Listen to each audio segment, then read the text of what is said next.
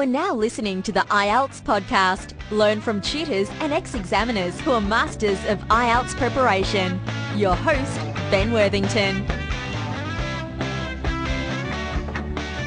Hello there, IELTS students. In this tutorial we're going to look at how to describe a pie chart for IELTS Academic Task 1.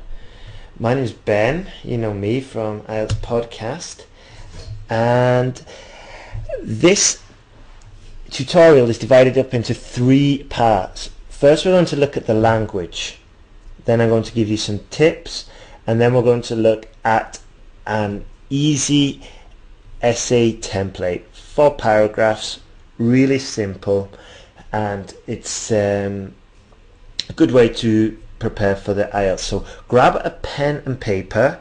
You're going to need it because I'm going to give you lots of terms, lots of tips, and I think it would be really beneficial for you if you did actually write these down as you hear them, because it'll help you to remember them.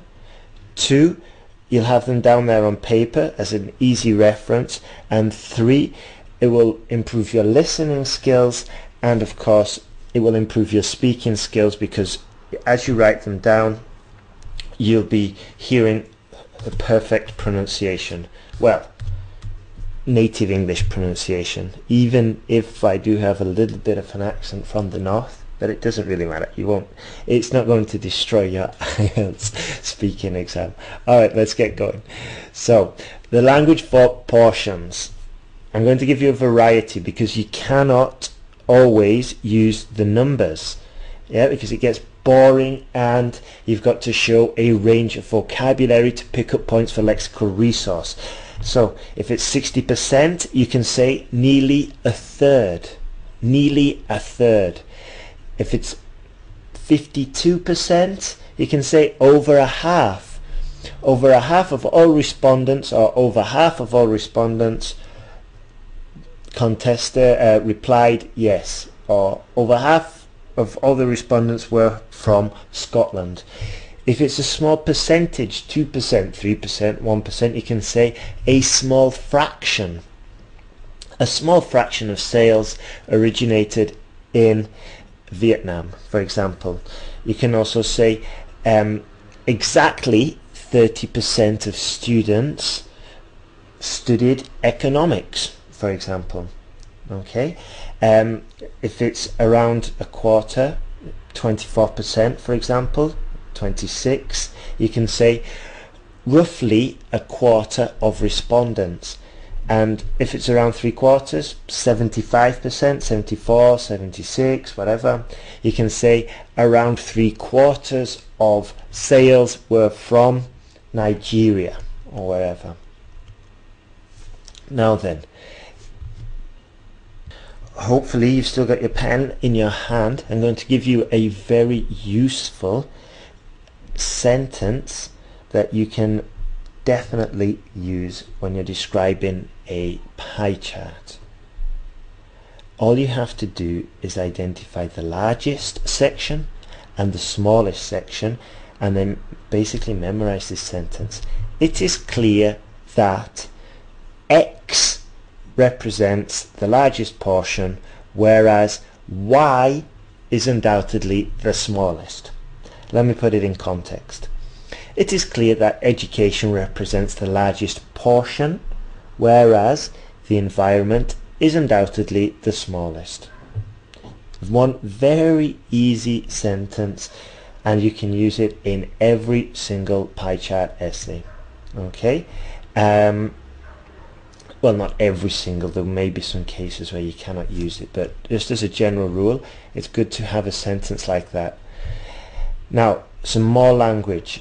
We can say about half the amount of televisions were from Iraq or wherever. Precisely a third of the televisions were sold in Glasgow, wherever. Almost a quarter, a small fraction, a large sector. Copy all of those down, use them. use them. Show the examiner that you have a variety of language. You've got a large lexical resource. Now, we're also going to need the language for comparisons. So if we're making comparisons, here are some set phrases. We can say twice as many people prefer Kellogg's over, I don't know, supermarket Y own brand or whatever. Yep. Nearly 4 times as many people listen to IELTS podcast than IELTS whatever. Okay. Next one. Whereas sales for X were just 10%. Okay. So yeah, I'll just link those together. What we could say is, in 1955, approximately 3/4 were male, whereas in 1960, this had fallen to just under 1/5. Okay, that's a useful little phrase there, whereas. Okay, especially when we were making the comparisons. Now, if we're following the 4-paragraph model, we're going to finish with a summary, just outlining the overall characteristics of the graph, of the pie chart. Here are some perfect sentences you can use in this final paragraph. Okay, we can say, in all countries observed, the largest amount of sales were seen in Wales. Okay, we can say, overall the majority of the countries experienced XYZ, or overall the majority of the people interviewed said they preferred beef, or whatever. Okay, another sentence, overall it is clear the amount of sales, bam bam bam. Next one, to summarize, the most marked change is the jump from vegetarianism to veganism, or whatever. And the final sentence you can use is, overall amongst the 6 regions, 5 make up the largest expenses, followed by 3 representing the lowest. Or to be a bit more specific, overall amongst the 6 regions, England and Wales make up the largest expenses, followed by Scotland representing the lowest. Okay, so another sentence there that you can basically copy and paste and drop into the essay, assuming it is in context. Okay, so be careful there. It has to be relevant. You can't just copy paste it and dump it into any essay. So make sure it's relevant. Now we're going to look at some tips. Okay, sometimes with IELTS academic task 1, it's impossible to compare the information. Maybe you've got a table followed by a pie chart and they just don't correspond. Yeah, so in this case what you do is just write a paragraph about the pie chart and a paragraph about the table. That's it. Next tip, avoid stating opinions. Okay, now imagine we've got a pie chart showing holiday visits to Germany in 1980 and holiday visits to Germany in 2010, and there's been a change. There are more visits nowadays, and maybe we want to say it's because of the popularity of Berlin. Maybe we know, because we have a friend in Germany, that the change is because Berlin has become very trendy. We do not mention it, okay? We never put our opinion in there. All we have to do is summarize the data. We don't have to put anything of the reason why, unless it's actually in the data. But if it's your opinion and you know why sales have increased, why the prices of oil has increased or whatever, doesn't matter. Don't put it in there. Just stick to what's on the paper. Next tip. Check the time frame on the pie chart. Yep. Does the pie chart show you information from 1960? In which case you're going to use the past tense. Does it show you information from the current year, which you'll use the present, or is it a forecast, in which case of course you'll use the future tense. So check the time frame, use the appropriate tense. If you want to pick up more points, extra points, use a passive construction. Okay, grammatical range and accuracy. Show a range of the grammar structures you know. So use a passive construction. That's with the verb to be. The next one, which is very important, focus on getting the appropriate data from the graph into your writing. I'm going to go into more detail about this point in the next slides. Okay, 2 seconds, the next points. Now, another tip which is very valuable, especially if you're going to write your pie chart using the 4-paragraph model that I'll explain in a few minutes. What you need to do is learn how to paraphrase. Okay, and it's not a difficult task. What it consists of is reorganizing the information using a different structure, but so it stays the same. Okay, so for example, if we have some pie charts and the title is Holiday Destinations Chosen by Welsh People 1955-2005. Your first sentence in this paragraph, in this essay, if we're following this 4-paragraph model, will just be a very, very simple paraphrase of the title. We're not complicating things, we're just going to paraphrase it, and we've got maybe 10 or 15% of the essay out of the way, and it's a perfectly acceptable introduction.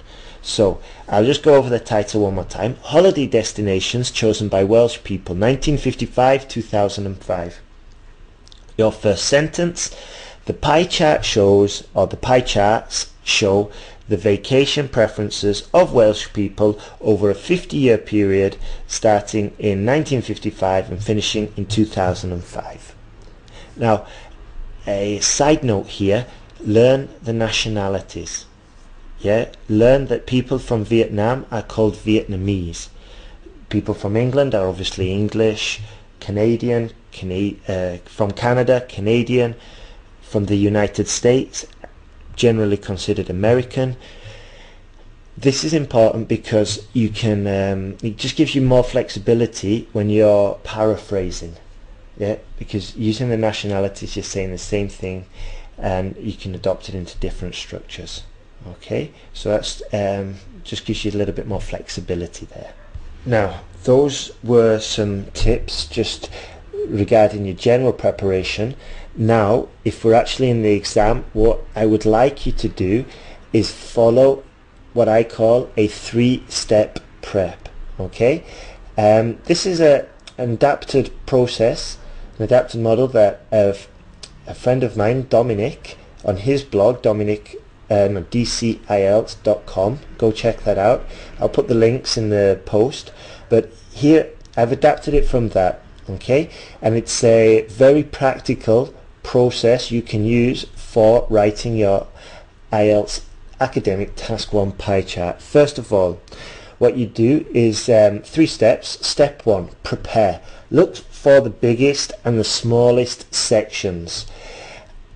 Analyze the time, the dates and the tenses and the measurements. Okay, is it in kilos? Is it in kilos per hour? Is it in square cubic feet? Whatever. Okay, have a look at that data. Also, when you're analyzing, see the big picture. Don't go for the details. This is a summarizing task, and I want you to just have a look at the overall picture. What is happening? Are sales increasing? Are they falling? Has the portion increased? Has it decreased? Okay, and in this step 1, you look at it all, and then it's very important that you select and report the main features. Step 2, organize this information into 2 paragraphs. Small mistake there, sorry. So following the 4-paragraph model, we've got the first paragraph is a paraphrase of the title, and then we've got 2 body paragraphs. In the first body paragraph, what we're going to do is we're going to put the information that we've organized in this step. So here we're going to look for the major trends, major groups, any exceptions. We're going to group similar ideas together. Okay, that's going to be the first paragraph. Paragraph 2 will also be similar. These are your 2 body paragraphs where we put the information that we've analyzed in that second step, where we are putting it into the paragraphs and we're going to write about it. It's basically deciding what we are going to write about. Okay, so then we write the essay using the template. Okay, we've got the first, well, I'll explain the paragraph model in a second. In this stage, when we're writing it, remember to check for errors once you've finished and follow your essay plan. If ideas pop into your head, ignore them. Just follow your plan. It'll keep you calm, it'll keep you on track, and it'll keep you within the time limit. Okay, so don't deviate from that. Now, that's the 3-step plan. Now we're going to look at the template which we can use to structure the actual final essay. So paragraph 1 will be 1 sentence. Okay, we're just going to paraphrase the title.